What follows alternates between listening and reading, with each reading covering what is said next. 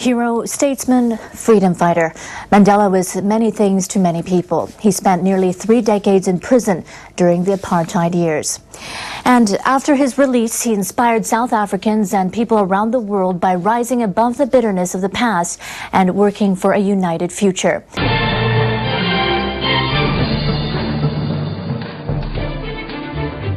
Of course, a champion for human rights, a Nobel Peace Prize laureate, a guiding hope for millions, learning just moments ago that he has passed on. Nelson Mandela had been in critical condition, battling serious health issues for almost a year. He'd been in and out of the hospital, of course, back in September.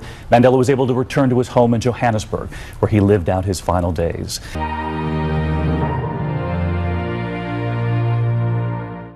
As Mandela's health failed, he was in and out of hospital, spending his 95th birthday in intensive care while countless millions prayed for him. The principal cause of illness, a lung infection that he'd first contracted decades ago while working as a prisoner in the stone quarry of Robben Island. He spent 87 days during his final stay in hospital. Then the government announced he'd returned to his Johannesburg home, his condition remaining stable but critical. Until the very last breath, Mandela continued to fight the odds, as he had done all of his life. Eventually, the moment had to come. As the months went by and Nelson Mandela's condition remained critical, South Africans tried to prepare themselves, reluctantly, to face the fact of his mortality. And yet, when the announcement came, it came as a blow. South Africa's president talked of a sense of profound and enduring loss. Our nation has lost its greatest son. Our people have lost a father.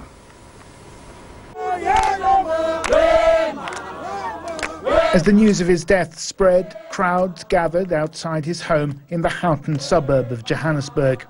But the atmosphere of mourning here is suffused with a more upbeat mood as people celebrate the life of the man they call Madiba. There is a somber, grey feeling in this town, in this country today. But I think many South Africans are also quietly pragmatic, also thankful that he has been released from his suffering. South Africans know that he hasn't been well and that he has been in discomfort, and they've been very worried that he's been suffering. Just remember, he's been on a ventilator for more than 6 months. He was on dialysis for kidney failure. We know he was receiving a lot of drugs, and you know, he was just not there anymore for much of this year, and I think that pained those very close to him. It pained this nation, knowing that he has gently over the year slipped away. So there is a collective sigh of relief, I think, that he's been released from pain, released from suffering, but a deep, deep thankfulness and sadness that he's gone, because this is a nation that now looks at itself as a nation no longer having that image, that visionary, that prophet of Mandela in their midst. In July 1918, during the final stages of World War I, the child who would become the father of modern South Africa was born in a small village called Mvezo, on the country's Eastern Cape. Rolihlahla Mandela, as he was named, was Xhosa, a tribal clan of warriors whose fierce battles against English colonists shaped the young Mandela's mind. In 1925, at the age of 7, he became the first of his family to attend school. A teacher had trouble pronouncing his name, Rolihlahla, so she called him Nelson. Academically, he excelled, but he saw hypocrisy in the Eurocentric Christian curriculum that condoned black oppression. 1940 brought Nelson Mandela's political birth. The 22-year-old and Oliver Tambo, a school friend, were expelled from university for protesting against the standard of food served to students. In 1941, Mandela fled to Johannesburg to escape an arranged marriage. He studied law and met more activists like Walter Sisulu. Together, they became involved in the pro-black African National Congress. In 1944, they formed the ANC Youth League, calling for a more militant stance against racial discrimination. During the preceding decades, Afrikaners, who were white South Africans of European descent, were becoming increasingly disenfranchised by English imperialism and privilege. Afrikaner nationalism was building. Then in 1948, 3 years after the collapse of Nazi Germany, South Africa's National Party swept to victory on a policy of white supremacy. It would retain power for close to 5 decades. In 1950, the National Party introduced apartheid. South Africans were classified according to race, and their rights were granted or taken away accordingly. Whites got priority in housing, jobs, education and politics. Decades of struggle would follow when the ANC was banned. The government tried to crack down on dissent. Tens of thousands of people held rallies and vigils as racial tensions spilled over. Dozens of people, black and white, were killed in racial attacks in New Brighton, Kimberley, Port Elizabeth and East London. But none shocked the nation as much as the Sharpeville massacre of 1960, when police shot at blacks protesting against the apartheid laws.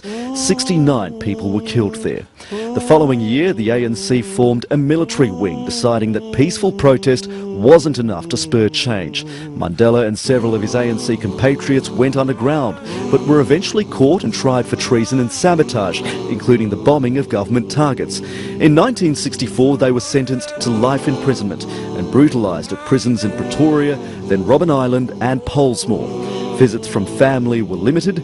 Wives, relatives and friends were also arrested and tortured. Mandela and his fellow ANC inmates kept encouraging and organising uprisings from behind prison walls. The disparity of life in South Africa slowly was earning a reputation worldwide. The tide was turning. By 1982, in response to the outcry, the South African government began redrafting the nation's constitution.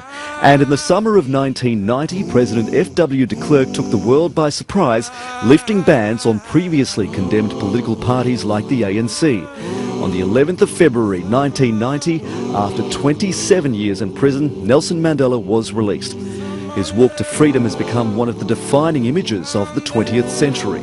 In 1991, Mr Mandela was re-elected as head of the ANC. In 1993, he and President de Klerk were jointly awarded the Nobel Peace Prize. And in 1994, the man who transformed a divided nation was elected South Africa's first black president after more than 3 centuries of white rule. The next year, Mr Mandela used the 1995 South African Rugby World Cup to reconcile the nation. He embraced the Springboks, encouraging blacks to get behind a team that had long represented white privilege. The Springboks won the World Cup that year, buoyed by the full spectrum of a rainbow nation. In 1999, after 1 term as president, Mr Mandela stepped down, but he continued to write, oversee charity work and serve as an elder statesman. His image and influence will long ripple through the politics of race, opportunity and freedom around the world.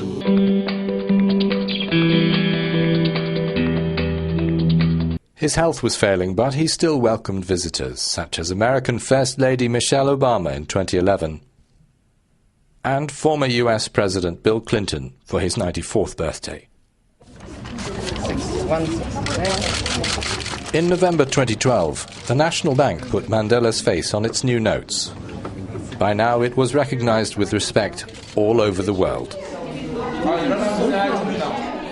I am very happy that I have lived until now. And I hope